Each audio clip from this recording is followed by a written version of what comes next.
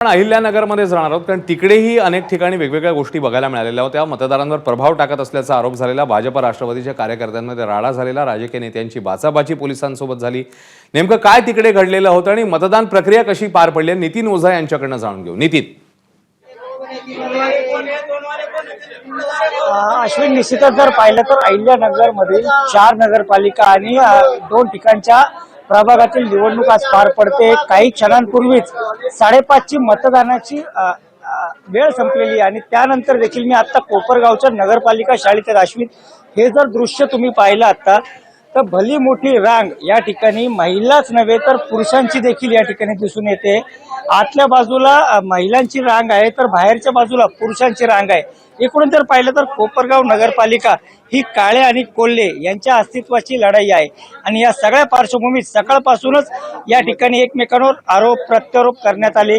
त्याचबरोबर नेवासामध्ये देखील काही ठिकाणी काही गोष्टी घडल्या, देवळाली प्रवरात देखील काही गोष्टी घडल्या. मात्र चारही नगरपालिकांचा विचार केला तर कोपरगाव नगरपालिका ही आज सध्या महत्वाची असून या ठिकाणी काळे आणि कोल्हे यांचा संघर्ष महत्वाचा आहे आणि 5:30 वाजल्यानंतर ही जी रांग आपण पाहतो यावरून लक्षात येते की अजून कमीत कमी 1 ते 1.5 तास हे मतदान इथं सुरू राहील.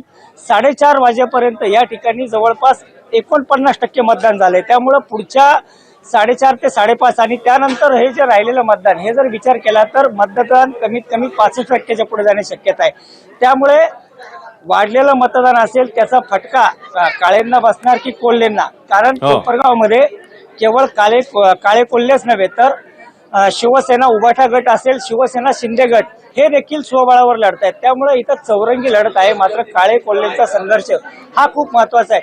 मी एक मिनिटासाठी अश्विन थांबू शकतो. या ठिकाणी विवेक कोल्हे जे भाजपचे ते या ठिकाणी आलेले, त्यांना आपण विचारूयात काय आज दिवसभर अजूनही 5:30 वाजून गेलेत, अजूनही मतदान सुरू आहे, काय त्याचा फटका कोणाला बसेल?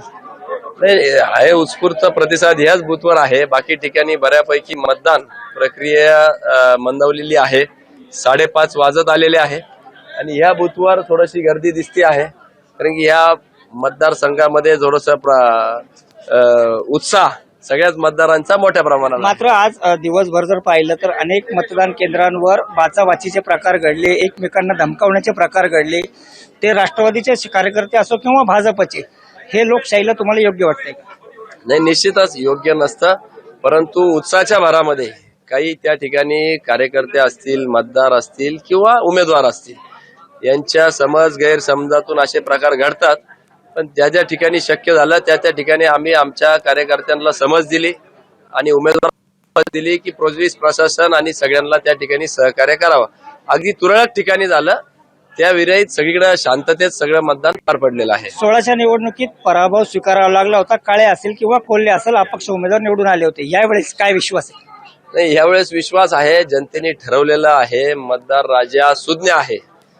या ठिकाणी मुख्यमंत्री 2दा येऊन गेले, त्यांनी आश्वासित केलं आमचे घरकुलाचे प्रश्न मार्गी लावण्याचा आश्वासन त्या ठिकाणी बावनकुळे साहेबांनी दिलेलं आहे.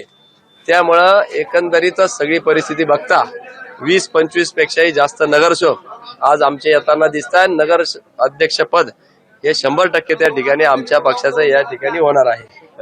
निश्चितच अश्विन, जर पाहिलं तर या ठिकाणी भाजपचे जे विवेक कोल्हे यांनी विश्वास दाखवलाय की आमचा खरं नितीन, त्यामुळे विश्वास तर दाखवलेला. बघूया आता निकालामध्ये काय नेमकं समोर येतं. नितीन आपल्या सोबतच राहा.